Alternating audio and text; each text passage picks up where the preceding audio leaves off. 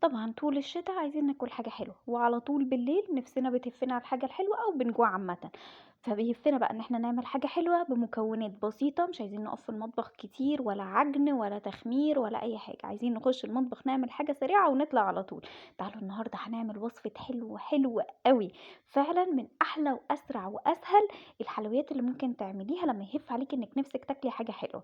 هنعملها بمقادير بسيطة، وبُصّي هُم شوية دقيق ومش أكتر من كده، وهنعمل نوع حلو وما دُقتيش في جماله قبل كده. بس في الأول ما تنسيش اللايك والشير وسبسكرايب للقناة وتفعلي زر الجرس عشان كل ما انزل فيديو جديد يوصلك. ويا سلام بقى لو سبتي لي كومنت برأيك في الوصفة، يا سلام عليكِ. يالّا نبدأ على طول في المقادير. معايا هنا كوباية من الدقيق، كوباية عادية خالص من الدقيق سايب ونخلاه ومضبطاه وحطيناه. كوباية بس من الدقيق، وطالما استخدمنا دقيق لازم رشة ملح ونص معلقة صغيرة من البيكنج باودر، يعني هتحطي كده على طرف المعلقة بس بيكنج باودر. هنقلب المواد الجافة دي كلها مع بعضها، وبنفس الكوباية اللي انا عيرت بيها الدقيق هحط فيها مية فترة. اي نعم احنا مش حاطين خميرة، بس عشان المية الفترة يا جماعة بتسهل قوي في عجن الدقيق. هاحط مَيّة فاترة، وهانزل بقى على الدقيق اللي معايا بالتدريج واحدة واحدة كده لحد ما العجينة تبقى تلم معايا. أنا مش عايزة دلوقتي أوصل إن هي طرية، أنا مجرد إن أنا هانزل الأول بالمَيّة بالتدريج واحدة واحدة لحد ما العجينة تلم معايا. خلي بالك انزلي واحدة واحدة، مش عايزين نكتر دقيق، احنا عايزين نستخدم بس لو انتي ما عندكيش الا كوباية دقيق واحدة بس. بصي هنعمل بيها برضو حاجة حلوة في البيت. هانزل بقى واحدة واحدة كده بالمَيّة لحد ما العجينة، بُصّي أنا عايزة الطبق اللي بتاعي ينضف والعجينة تلِم كده، آآ تلِم في بعضها. أول ما العجينة هتلِم في بعضها بقى هاجيب معلقة واحدة من الزيت، أي نوع زيت عندِك بس ما يبقاش ليه نكهة كده أو طعم مش حلوين.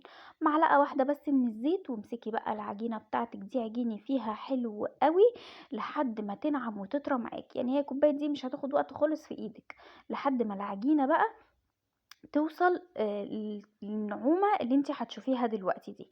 العجينة ملسة، طرية، لينة، فيها مطّة كده وفيها عرق. هتشوفي دلوقتي العجينة بعد ما عجناها هتبقى عاملة إزاي. بُصّي العجينة طرية خالص، صوابعي بتعلّم فيها وفيها مطّة وفيها عرق، ده جه من العجن، وهي كوباية يعني مش هتاخد في إيدِك أي وقت خالص في العجن. هاكوّرها بقى كده ومش هاخمّرها، مجرد بس هاسيبها ربع ساعة إن العجينة تريّح معايا. تعالوا نشوفه بقى بعد ما ريحناها. انا عايزه بعد ما اريحها ان انت تحطي صبعك كده، صبعك يغرس فيها ويعني صبعك يعلم والعجينه ما ترجعش تاني. ليه بقى بنريحها؟ باريحها عشان لمّا آجي أفردها بالنشّابة كده تتفرد معايا بسهولة. لكن لو أخدتِ العجينة وهي لسه سخنة وحاولتِ تفرديها هتلاقيها كل شوية بتقفل معاكِ وبتلم معاكِ وهتطلّع عينِك في إن أنتِ تفرديها. لكن كده العجينة كل ما هتسيبيها تريّح كل ما هتتفرد معاكِ بسهولة زي ما أنتِ شايفة كده. ولو عندِك كمان بدل النشّابة الكبيرة اللي أنا شغّالة بيها دي، النشّابة الصغيرة اللي هي اسمها المستعجلة دي، استخدميها هتنجز معاكِ على طول وهتفرد على طول. هافرد بقى العجينة بتاعتي رفيّع، مش عايزة سمكها يبقى تخين.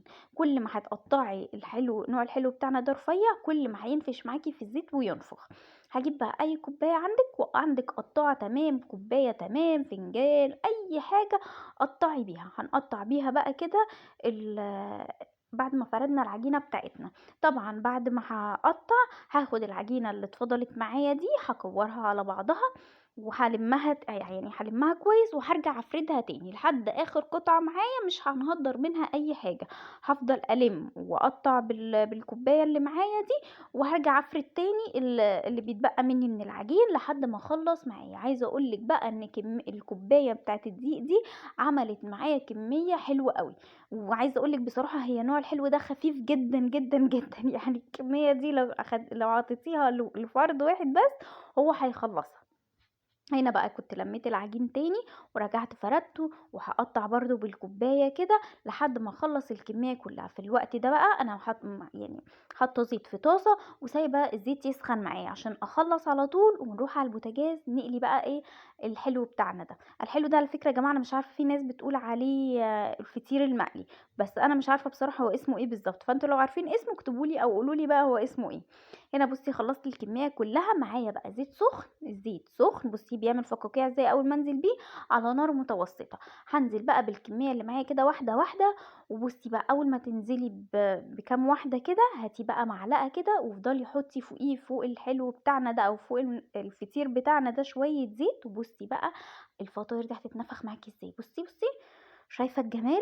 حاجة كده يعني ده يقول لِك إن هي من جوّه حاجة كده مفرّغة وهوا، وفي نفس الوقت من برّه هتبقى فيها مسكّرة يعني فيها تسكيرة وقرمشة وحاجة في نفس الوقت خفيفة. هافضل بقى دايّة فيها، اوعي تسهي عليها ولا تسيبيها، تفضل إيديكِ فيها كده وتحطّي فوقيها زيت لحد ما توصل معاكِ للون الدهبي. أنا هنا حسيت إن الطاسة لسه فاضية، فهازوّد لها كمان شوية.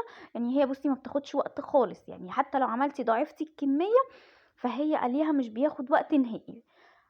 وطريقتها زي ما انتي شفتي كده، دقيق على المية مع نص معلقة صغيرة بيكنج باودر، عملنا نوع حلو. مفيش ابسط ولا اسهل من كده.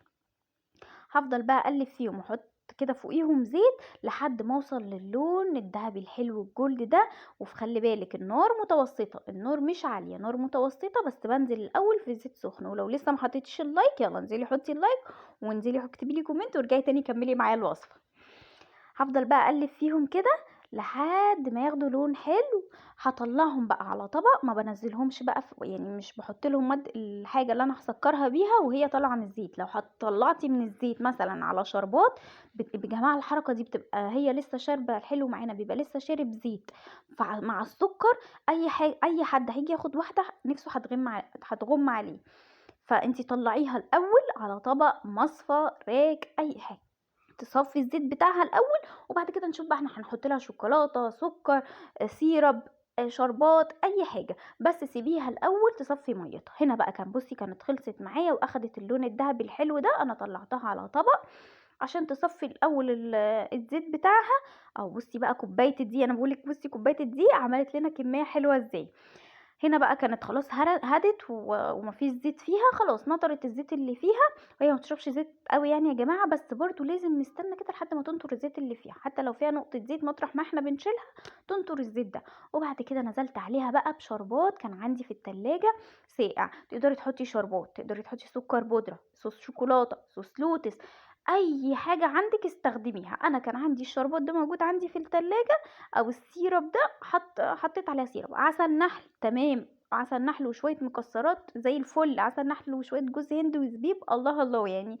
ابدعي بقى براحتك. تعالي بقى ناخد واحدة كده ونشوفها من جوه عاملة ازاي. بصي بصي بصي الجمال، بصي من جوه فاضية ازاي. حاجة كده خفيفة ولذيذة ومقرمشة وسهلة، ومكوناتها بسيطة، شوية دقيق ومية وايه كوباية دقيق بس. اتمنى ان وصفة النهاردة تكون عجبتكم، ولو عجبتكم ما تنسونيش في اللايك.